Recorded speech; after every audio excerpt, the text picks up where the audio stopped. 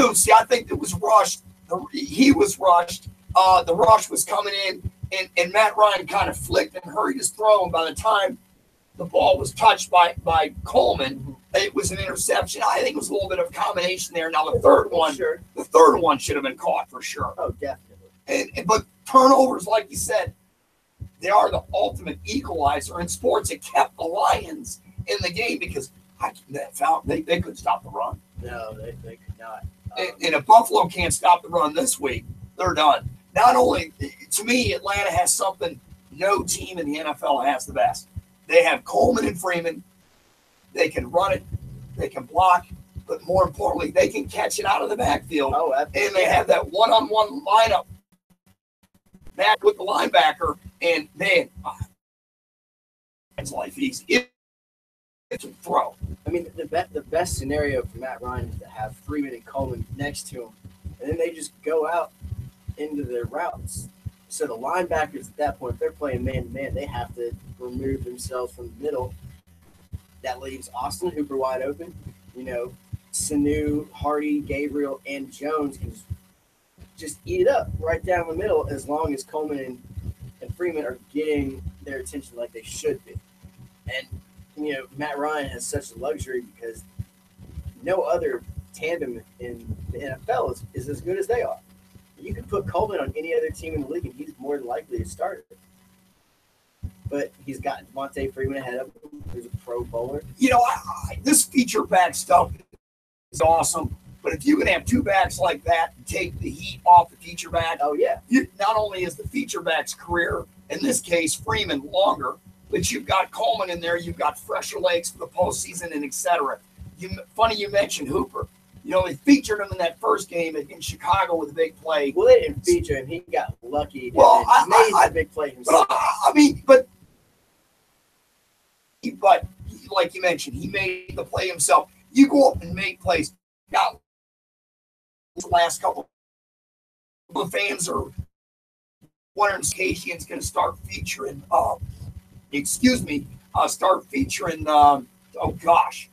some of the big, well, not only Hooper, but the bigger name wide receivers.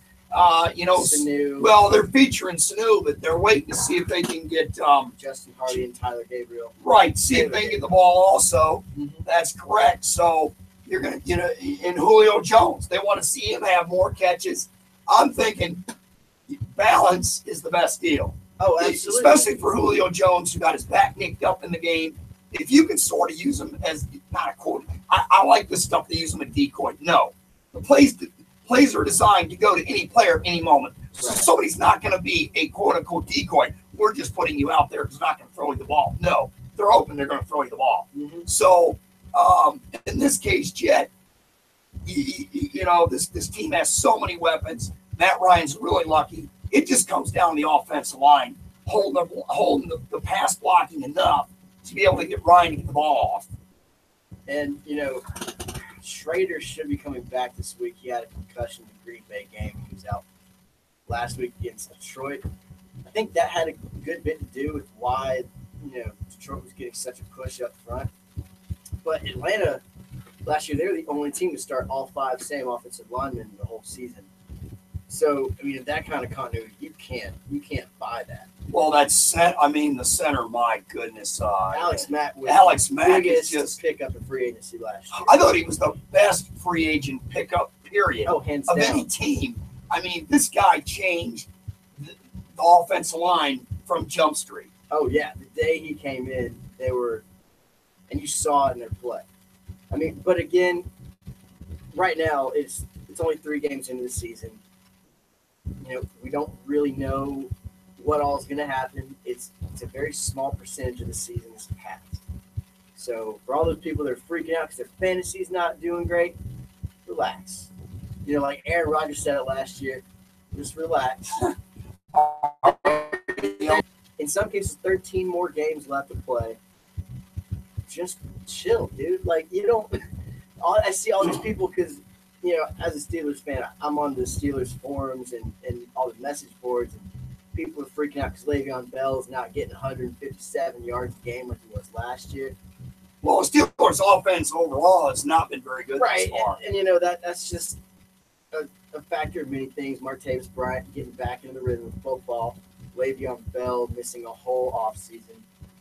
But at the end of the day, they're professional athletes. They'll start clicking at some point. And Ben Roethlisberger is going to figure it out again, how to get the ball to AB, which he's been doing. And then how to figure in Martavis Bryant, Eli Rogers, Juju Schuster.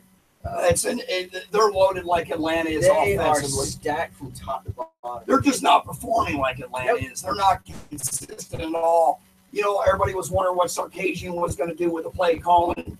I think he's emphasized the run more this year, and giving what the defense, taking what the defense is giving them a lot.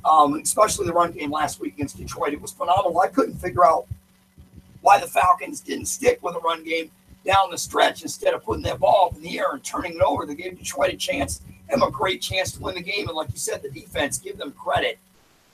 Man, they shut them down inside the 1 yard line. I'm surprised the Lions didn't spread them out and take Matt Stafford over the center, over Glasgow, to try to win it with a quarterback sneak. They still would have had time to get one more playoff.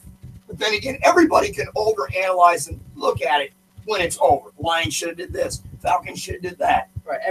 Everybody can play quarterback, just like we just did there. Of course. So it's a situation where you can't do what's been already did, and you just basically have to move on. Right. And that's what the Falcons and the Lions will do. Because Detroit be a pretty good. I think they have a shot to make the playoffs. Considering how the other teams in their division have played, it's going to be a tough one. But they do have the talent, and they're good enough to definitely get in there for sure. No, they are definitely good enough to see. Detroit is definitely good enough. Injuries to me, we've said it on the program a million times. Injuries to me they're a telltale for a team. I don't think no team can withstand a great amount of injuries and still stick around and have a chance to win it. So we shall see. Coming up after the break, we have in the first African-American Southeastern Conference player, UK alum. He'll be on at 9:05 with our sports director here at WATB, Oscar Woodall. He'll also, we'll have an interview with him. We'll get his take on what he thinks is going on in the NFL. So we will just see. We'll see what his take is. I'm very interested in his take, Jet, to see what's going on. To me, the situation I haven't heard from. I've heard from a lot of players, and everybody has a different take, and I'm very interested in his take. Yeah, I mean, it's definitely something that we're going to want to talk about, but let's do our best not to bring up that 4K. Yeah, that's probably true. That's going to be a sore spot for him. That's for sure. So we won't talk about that.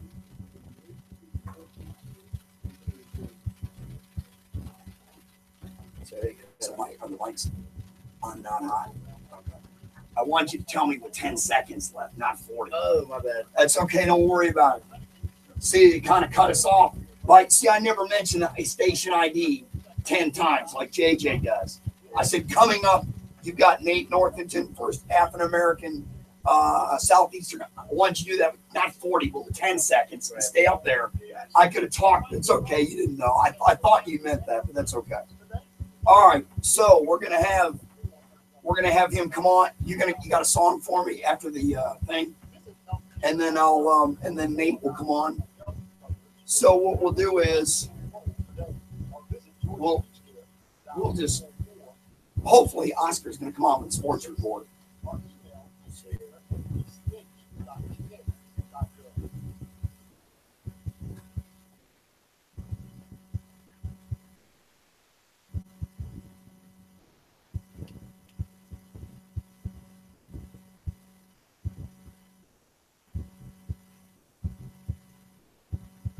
All right, everybody. It's a little bit after 9 o'clock. You're listening to the Fan Zone on WATB 1420 AM. I'm in for JJ. Usually I co-host the show. JJ is the host. He's on vacation. I've got Jet with me here this morning, and we've got Oscar Woodall coming up with his sports report momentarily. And we also have him with our guest, Nate Northington, the first African-American Southeastern Conference player, Kentucky alum.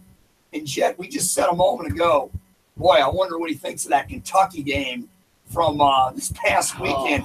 I don't know how in the world you leave a wide receiver that wide open. I have no clue. Again, my girlfriend went to UK, so we were watching that game. Laser focused. Florida has beaten Kentucky 30 straight years, 31 now. Kentucky had it with 2 minutes to go. They were up 24-14, and they just let Florida get right back in it. But at the same time, Kentucky had a chance to win at the very end. They had, Steven Johnson had him running down the field, and it got to the point where it was a holding call that changed everything. So let's just try not to talk about that. Well, if you're a Kentucky fan, you surely do not want to talk about that. We're getting ready to go to our sports report, your sports report from WATV 1420 AM, your sports director, Oscar Woodall.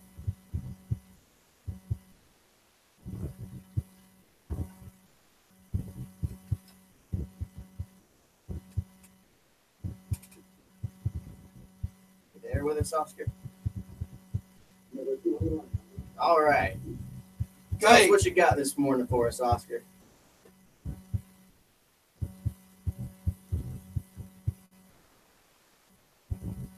Can you hear us, Oscar? Did we lose you?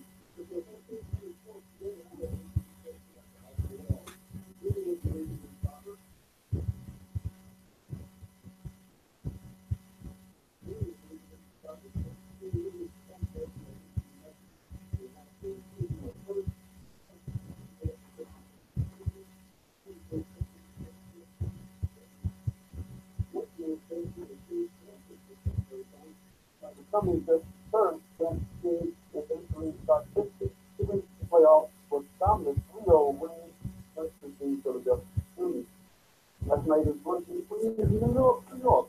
The Mexicans brings up one in the last Major League games played as infield. Flames will now be a season-ending 14 series in Miami, taking on the Marlins as we sometimes starting on the fourth. In the first game of the series will be the right-hand pitcher Julio Teheran, and the Marlins will start left-hand pitcher the George Bulldog Junior here opened the 2017 yesterday by speaking memory University in a relay of the league at Madeline in Quick. The UGA really posted a 40-21 decision. Open, while we continue playing a 30 minutes and that's our only for the time subject to 20 and 30 votes is now a first 14-0. The Atlanta United have announced that they will partner with a master-based express partner. The two organizations will work together to build relationships around the local Atlanta community and pursue a marketing partnership for the franchise. Express Partners launched in 2016 is a pharmaceutical company in the business of New Orleans. Long-term partners for organizations in the partners. And they say, right now, yes, this is Green Bay Packers coach and our rival from the introduction before when they take on Chicago Bears at the Bowl Field. It's the 14th today, and the sports director. Thank you, Oscar. Greatly appreciate that. You still with me by chance? No, he's not. Oscar is in the he comes back and forth between Georgia and Kentucky quite a bit. He does. I wanted to ask him about that Rick Pitino situation yesterday, but he's not with us. He'll be with us momentarily with our guest, and we'll be able to, with Nate Northington, the first African-American SEC football player, Kentucky alum. He'll be with us here in a few minutes on the Fan Zone. It looks like he's back on the line. So go ahead and talk to Oscar. Oscar, are you back with us? Hey, good morning to you, sir. Hey, I just wanted to, before you brought our guest on momentarily, discuss the situation with Rick Pitino with us. I'm interested to hear your take on it.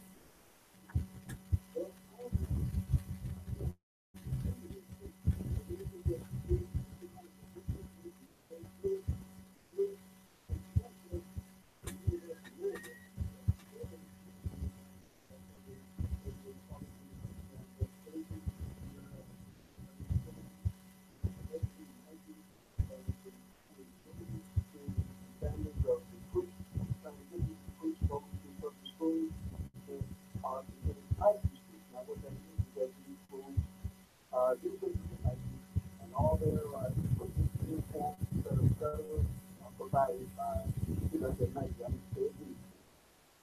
Or Nike on this bus.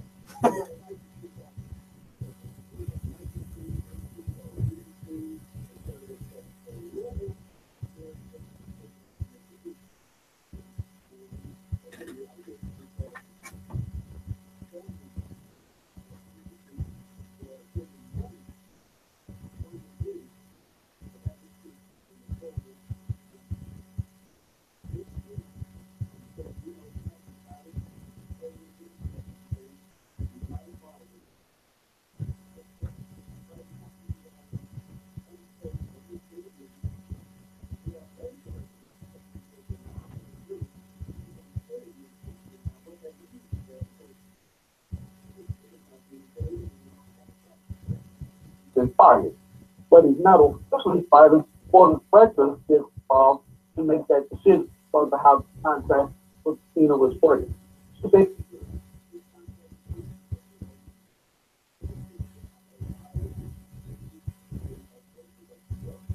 Yeah, Oscar.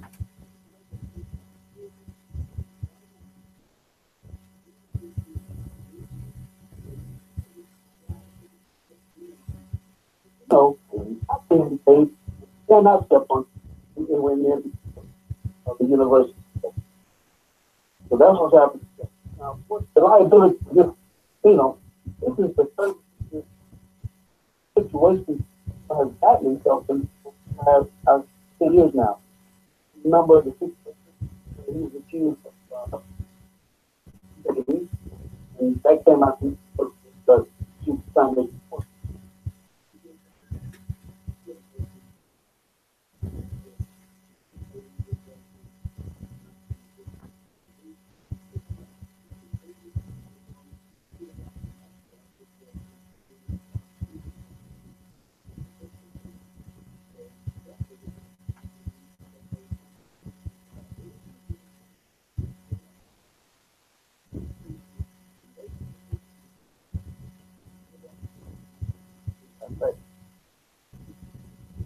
A black guy or the institution and focus people personally. And again, I say that the Constitution basically came now. This.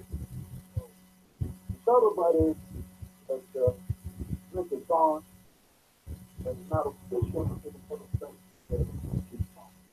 So, anytime they're looking for a new coach, they're looking for an athletic record, it's very bad time to look for both them. You have for it. So, basketball, that's the part.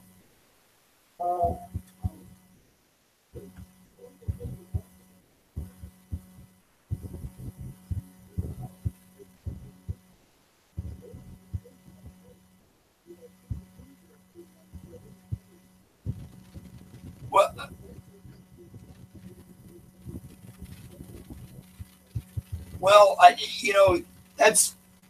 that's a good way to end it, Oscar. I will say this: there's a lot of there after 10 days. I think the university will fire Patino because after 10 days, a lot of the money that he's supposed to get right up front after being fired will go away. So the university, the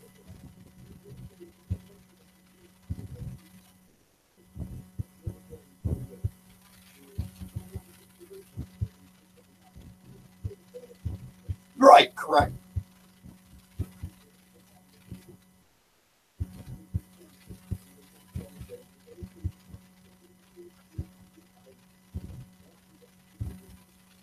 I agree with that part, but as we all know, money is always the factor involved, and Louisville saves a lot of money the longer they wait past the 10-day mark in firing Bertino to try to save the university some money. So we shall see what happens with that situation.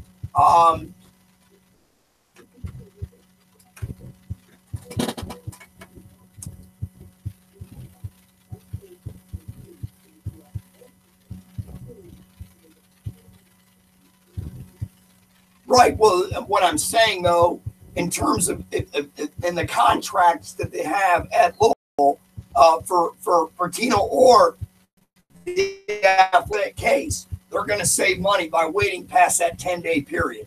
That's what I've heard. That's all in their contract. That's all I've heard, and that's what I know at this time.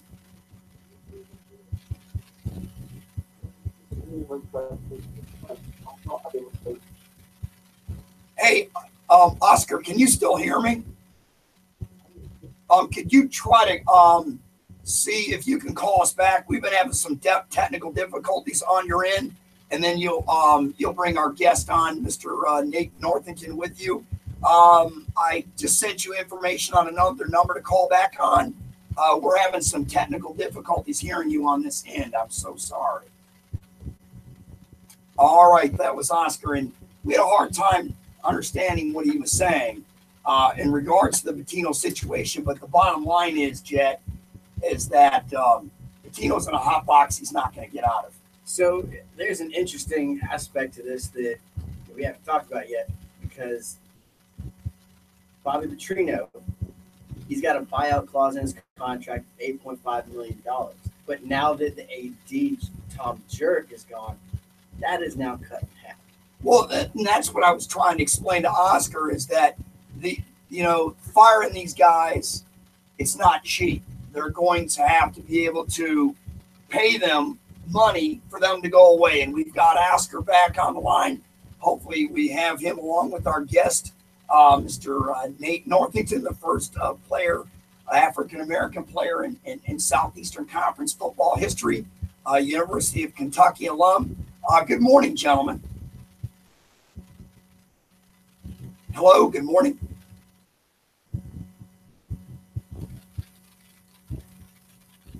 Good morning, gentlemen. Can you hear me? Hey, good morning. We're just having some technical difficulties here. Good morning, gentlemen. Mr. Northington, thanks for coming on. Oscar, thank you for coming on, our sports director here at WATB. And take it away.